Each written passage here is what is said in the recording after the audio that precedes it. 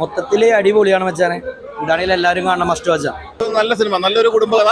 കുഴപ്പമില്ല. ആസിഫലിയുടെ ഒരു റേഞ്ച് അതിനകത്തുണ്ട്. നല്ല പടമാണ്, കാണാതിരിക്കുകയാണ്. നല്ല തെറ്റില്ലാത്ത നല്ലൊരു സിനിമ, കുഴപ്പമില്ല.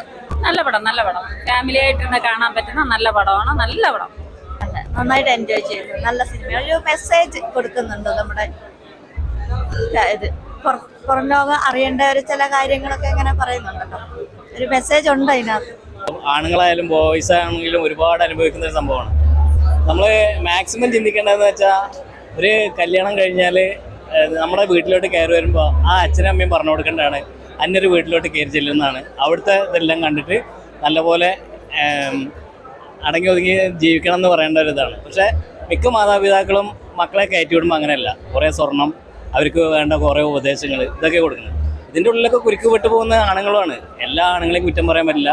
ആസിഫിക്ക പറഞ്ഞ മാതിരി സഹദേവൻ്റെ റോള് നന്നായിട്ട് ചെയ്തിട്ടുണ്ട്. പടം കണ്ട് നല്ല രീതിക്ക് വർക്കായി. ഇപ്പം ഫസ്റ്റ് ഹാഫിൽ കുറേ തമാശകളും 1-2 വട്ടം ചിരിക്കാനുള്ളതുണ്ട്. സെക്കൻഡ് ഹാഫിൽ വരുമ്പം ജഗദീഷ് ചേട്ടനാണേലും അശോക് ചേട്ടനാണേലും സിദ്ധാർത്ഥ് ഭരതനാണേലും അതുപോലെ ആസിഫിക്കയുടെ പെർഫോമൻസ് അറ്റ് ദ പീക്കാണ്. ടോപ്പ് നോച്ചിൽ തന്നെ നമ്മൾ സമൂഹത്തിൽ പറയാൻ ആഗ്രഹിച്ച കാര്യങ്ങൾ, ഇപ്പം ആണുങ്ങളുടെ നിയമ കാര്യങ്ങളും അതുപോലുള്ള കാര്യങ്ങളും നല്ല വെൽ ഡൺ, ഒരു പെർഫെക്റ്റ് മേക്കിങ്ങോടുകൂടി തന്നെ നല്ല രീതിയിൽ വർക്കായി.